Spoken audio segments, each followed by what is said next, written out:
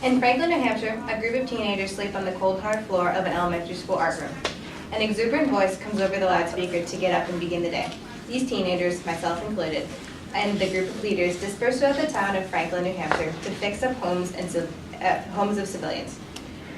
My group of 5 people helped put down new shingles on a roof, paint a kitchen, paint a porch, fix a leak, and paint ceilings of a house. We worked for a week in one of the state's most impoverished towns, doing much-needed tasks to help make the lives of people easier. Many of the people we helped lived below the poverty line and their houses were run down. The lady that I helped was a single mom, and her 20-year-old son had just had a kid, and she was working, and while she was not working, she would babysit the son. Her house was too much for her to keep up with, and it needed lots of work and lots of time put into it. Despite the troubles she had, she was one of the happiest and kindest people I have ever met. She was so thankful for all the work that we were doing and that she brought us ice cream every single day. During that week, close to 60 teams of people went throughout the town of Franklin to help its people. What that week made me realize was that even in New Hampshire, people still need help. New Hampshire is one of the lowest poverty rates in the U.S., being 7.6% as recorded from the Census Bureau.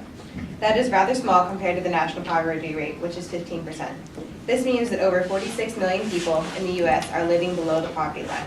My colleagues and I believe that with this many people suffering, living paycheck to paycheck, money that is being sent overseas to help poor countries should be reduced to help people in our own country. Be it resolved, the U.S. Congress reduced the U.S. budget to foreign aid by 50%. With the national debt on the rise and poverty being higher than before, it is no question that our country needs help. Programs here in our own country are underfunded and do not get the money that they deserve. As Americans, we are known as one of the strongest nations in the world. However, we also give more money to other places than any other country. Although only 1% of the nation's GDP goes to foreign aid, it adds up to a lot of money. In the year 2010, alone, the U.S. government gave $38 billion in economic aid and $15 billion in military aid. That is $53 billion sent over to over 180 countries around the world. If the budget for foreign aid was reduced by half, this would mean that the U.S. government could still give out $26.5 billion to other countries. If the foreign aid budget was capped by 50%, this would mean that American taxes would also be cut. This means that everyone would have a little extra money in their pocket, and if they felt like America was not doing a good enough job for helping poor nations, they could personally donate to organizations that do work overseas. In fact, this would almost be a better option than between government aid and private organization aid. When the U.S. government sends $73.6 million to Namibia, a country foreignassistance.gov says is one of the more stable and peaceful economically viable countries in Africa, the money that goes to the government is spread wherever they deem fit. This could be the leaders' pockets if they choose. It is common for leaders all over the world to take advantage of the U.S.'s generosity and use the money that we give people to the government for their own personal gain. The money that is sent is used irresponsibly in some countries. In Africa, money is supposed to go to helping AIDS victims, but who makes sure that the money gets there? Certainly not the government. Small private organizations and groups should be getting this money so that they are the ones to personally distribute it properly where they are helping out. Right here in Durham, there is a nonprofit organization called Rain for the Sahel and Sahara. They work in Western African countries like Niger, helping out nomadic tribes by building schools, wells, irrigation systems, and helping people there learn to be economically stable. Since they are nonprofit, they do not receive a lot of money. Any money that they used comes from fundraisers and donations. 64% of Niger receives less than $1.25 per day with a population of 16.1 million people. This means that 10.3 million people live below the Niger national poverty line.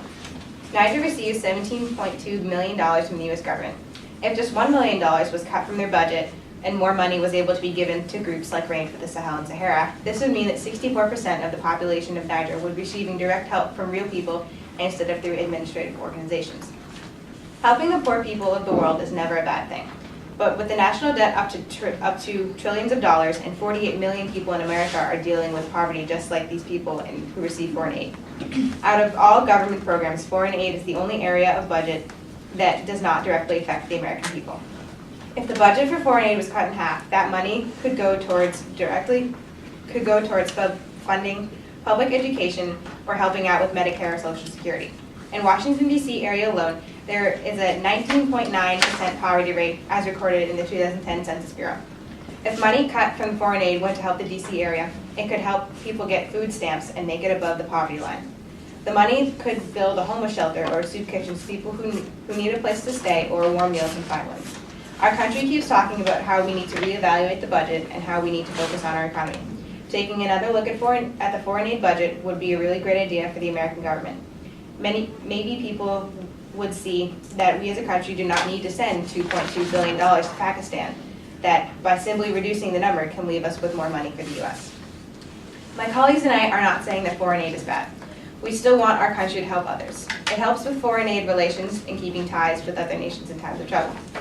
We give countries like Saudi Arabia money so that we can maintain a good relationship with them because they have powerful influence over the Middle East. What we ask is for the U.S. government to evaluate the money that they're spending in our time of need in our own country. Our money needs to be spent more wisely so we can stay as strong for many years to come.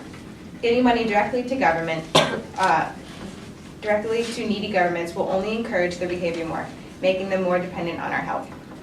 These 187 countries that we give money to have no intention of paying us back.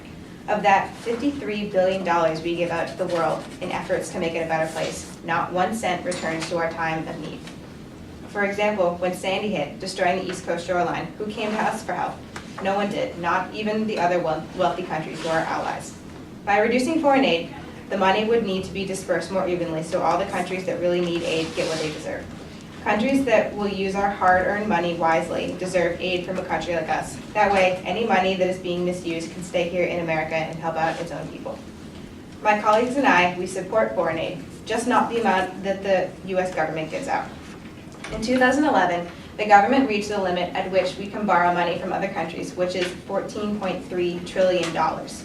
With this in mind, if our country did not give out as much money to other countries, they would not need to borrow so much. Lowering the debt and taking a start in the right direction is a better economy. With less foreign aid, taxes would be lower and people would be able to get out and spend a little extra money to help stimulate the economy that could be used to create more jobs for our people. Reducing the budget but not eliminating it is a very reasonable option and can be done easily. The U.S. government is not spending their money wisely, and these wasteful ways need to be stopped. It would help so many people in this country who live below the poverty line get access to resources they need to help improve underfunded public schools. They could even give the money to NASA so they could continue their research. What my colleagues and I are trying to say that as a country, our priorities have shifted. We do not have the resources to spread out over the globe. We need to work on ourselves as a country before we decide to take care of every other nation. With unemployment rate decreasing, it gives a sense of hope for this country by cutting some of the foreign aid.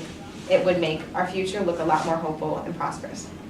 It would be a big change, but is necessary, the direction that our country needs to go in when we get back on our feet. When we get back on our feet, we could increase foreign aid again. The future holds many things, and cutting foreign aid should be one of them.